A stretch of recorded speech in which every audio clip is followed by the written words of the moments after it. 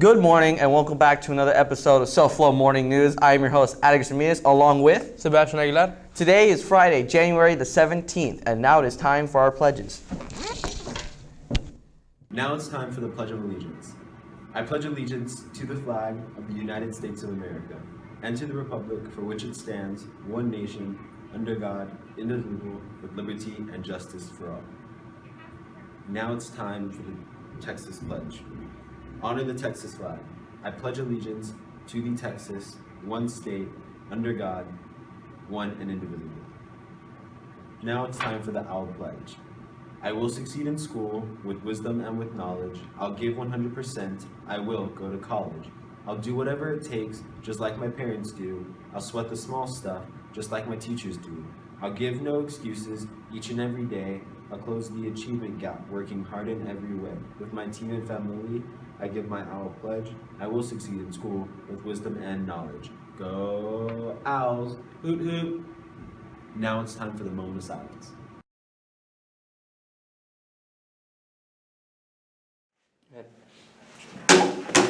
New year, new weather. Hi, I'm Isaac Alfaro, and today we are going to be talking about weather. You see, 2020, am I right? The sun, nowhere to be seen right now, so then that means it's going to be pretty chilly. So get this, it's currently Friday, right? Which means that it is going to be, we're going to have a high of 71 degrees and a low of 60 degrees. That is the weather. What's up, everybody? Welcome back to the Hinojosa Report. After a long-awaited comeback, we are here to deliver you the news. I am your host, Nathan Hinojosa, and with me, as always, is my co-host, Steven Hinojosa. What are we talking about today, Steven? All right, as you may have heard in the news lately, seems like everyone can't stop talking about is, the Iran and U.S. relation. It's all over. Everywhere you look, right, Nathan? Like everywhere you look, Iran this, U.S. this, Donald Trump that. We're here to set it straight. And let me tell you, this is a conflict that has been a problem for many, many years and has been building up.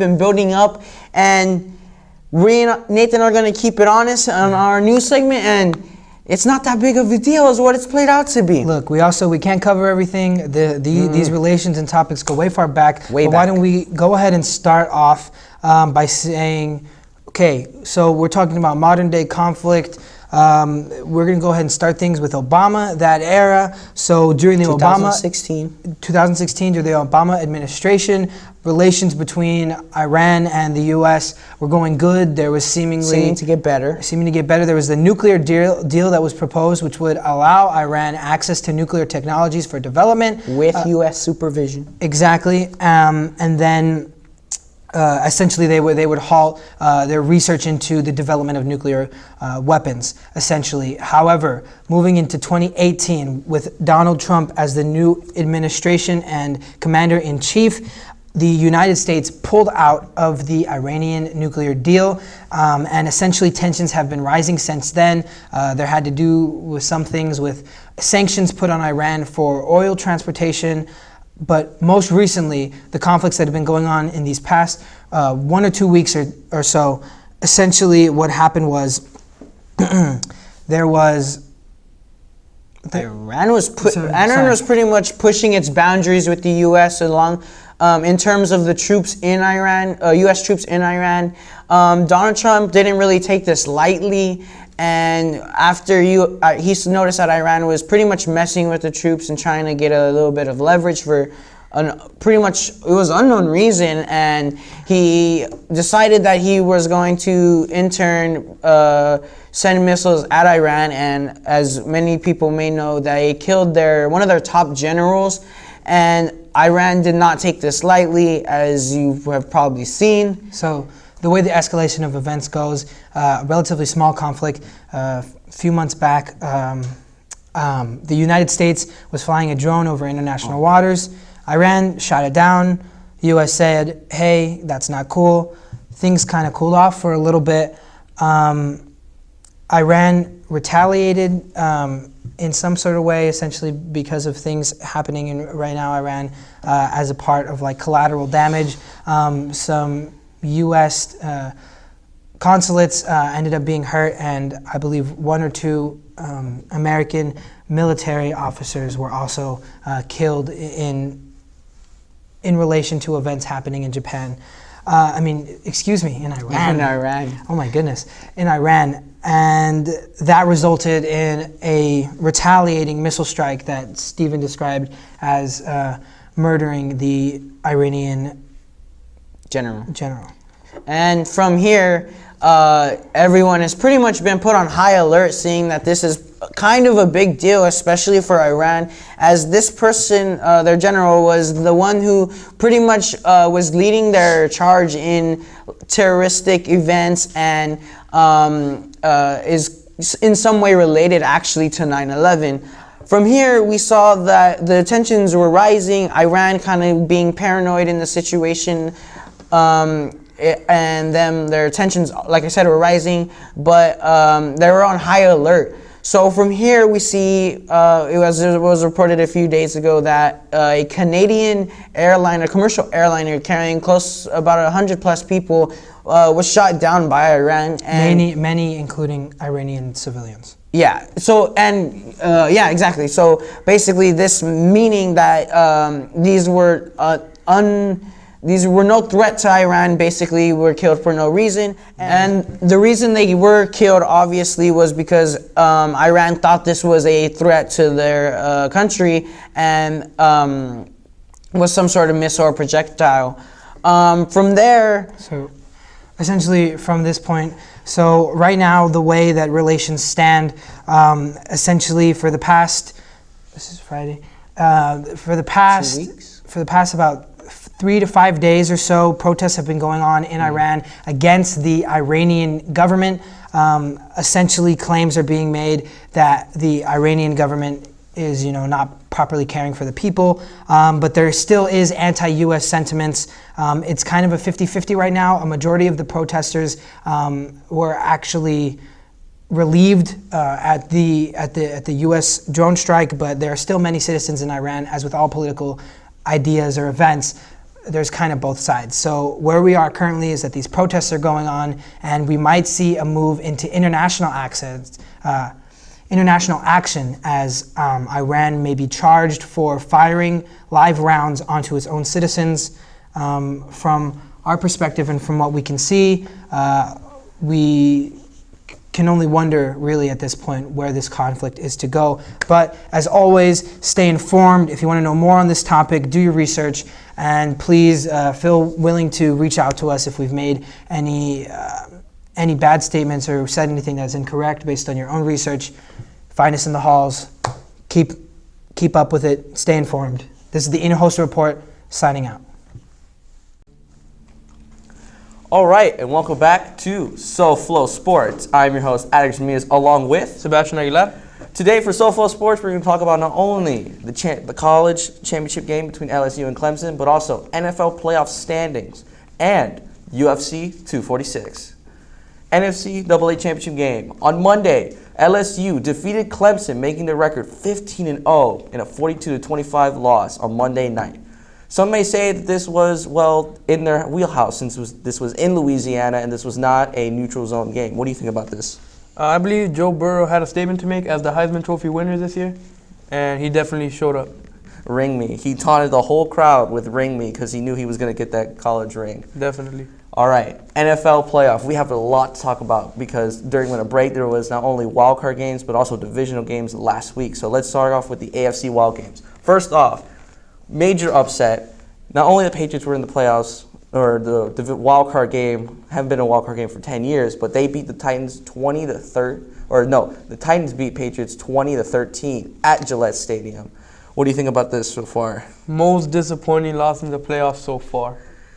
I think Besides the Ravens. we'll get into that a little bit, but also then the Texans beat the Bills 22-19 overtime. That was a simple game. That was a simple game of just how can you stop Watson and how can you stop Hopkins, because they were stopped in the midway in almost the first half, and then they came back and then they won by a field goal. and this was amazing. And then also NFC Wild games. Vikings beat the Saints 26-20 in overtime. Kirk Cousins getting his first win in the playoffs after Definitely. how many losses at this point? But he said, "How do you like that?" And of course, Seahawks beat the Eagles 17-9. Of course, Cowboy fans are not going to like it because some may say we should or should not have been in this game. What do you think about that? I believe the Cowboys should have been in this game. At the same time, we do feel bad for the Eagles. Carson Wentz did go down injury in the first half and was not able to return, so they had to go with their backup. Yeah, that's true. And at least we got a new coach at the end of the season. That's the only thing that Definitely. matters. All right. How about you go over divisional games? Because there were. Man, there was two amazing games. First off, the Titans ended up beating the Ravens 28-12.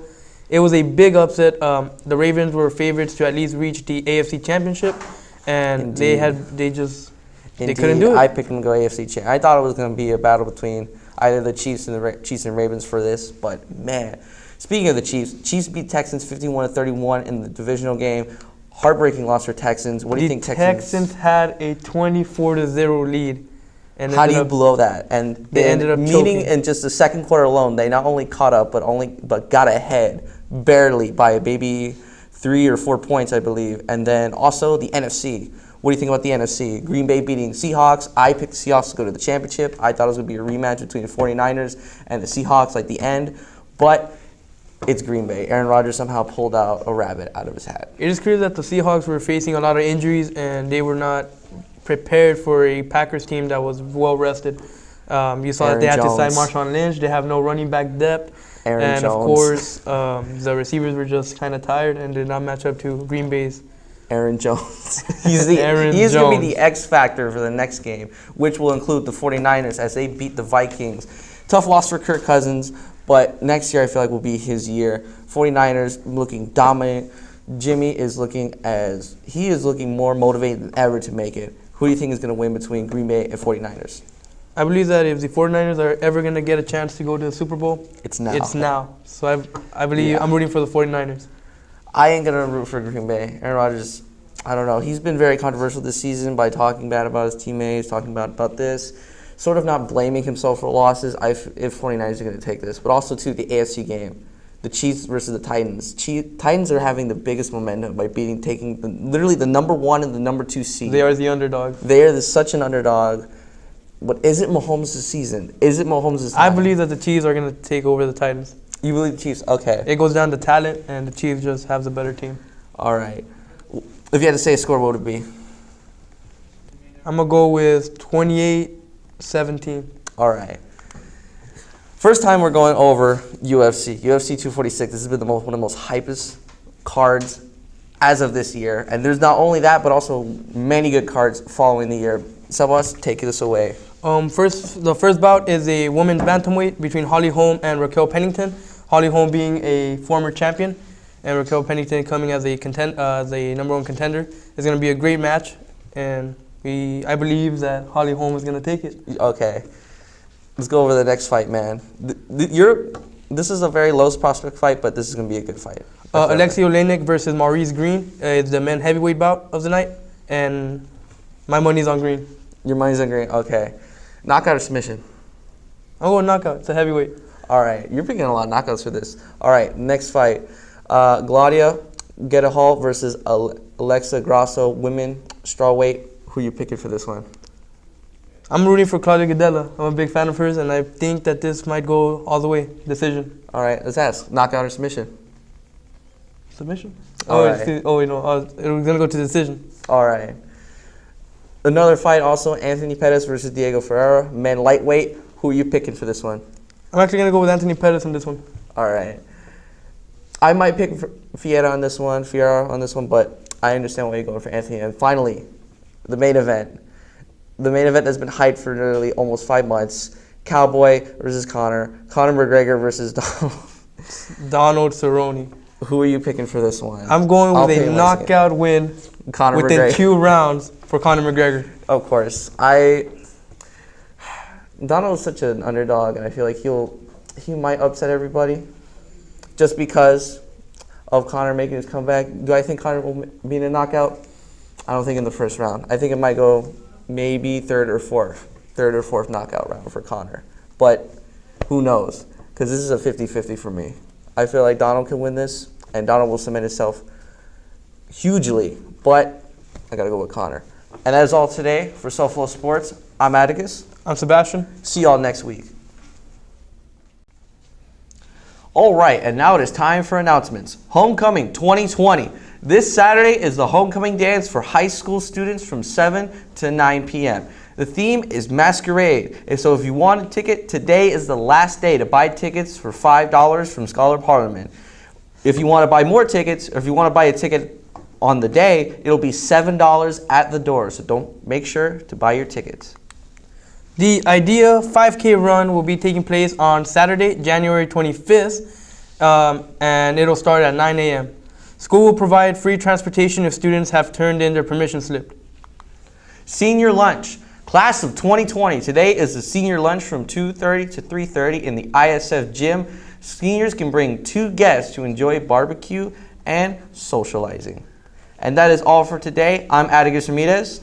And I'm Sebastian Aguilar. See y'all in the classrooms. Hoot hoot. We're out.